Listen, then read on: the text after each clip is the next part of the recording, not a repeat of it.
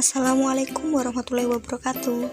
Kali ini aku mau berbagi ilmu tentang cara mengenali dan mengatasi gejala kecemasan akibat pandemi. Sebelumnya, apa itu kecemasan? Apakah sama antara cemas dan takut? Jadi, antara cemas dan takut, keduanya sama-sama merupakan sinyal kewaspadaan diri terhadap suatu ancaman. Takut adalah respon terhadap ancaman yang diketahui, eksternal, dan jelas. Sedangkan cemas adalah respon terhadap ancaman yang tidak diketahui, internal, dan samar. Nah, gejalanya ada fisik, kognitif, dan perilaku. Gejala fisik berupa sakit kepala, sesak nafas, jantung berdebar, mual, keringat dingin, dan ketegangan otot. Gejala kognitif meliputi rasa tidak percaya diri, konsentrasi memburuk, mudah lupa, bingung, hingga mengalami mimpi buruk. Gejala perilaku antara lain tremor, bicara terlalu cepat, menghindar atau bahkan lari dari masalah, serta merasa sangat waspada. Kecemasan dibagi menjadi beberapa bagian, antara lain ringan, sedang, berat, dan panik. Pada tingkatan ringan berhubungan dengan ketegangan dalam kehidupan sehari-hari dan menyebabkan seseorang menjadi lebih waspada. Tanda dan gejalanya seperti gelisah, sulit tidur, dan hipersensitif terhadap suara.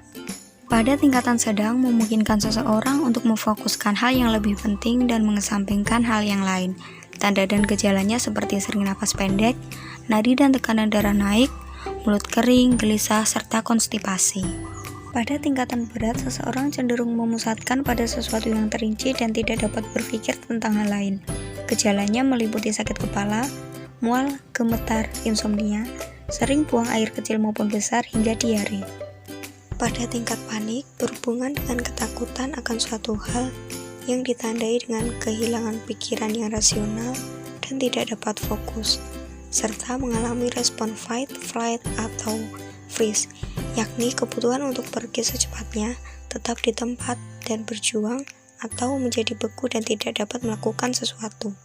Pada tingkatan tertentu, kecemasan dapat menjadikan seseorang lebih waspada terhadap suatu ancaman, namun perlu dikelola dengan baik agar tidak berlebihan atau bahkan menyebabkan gangguan kesehatan jiwa yang lebih buruk.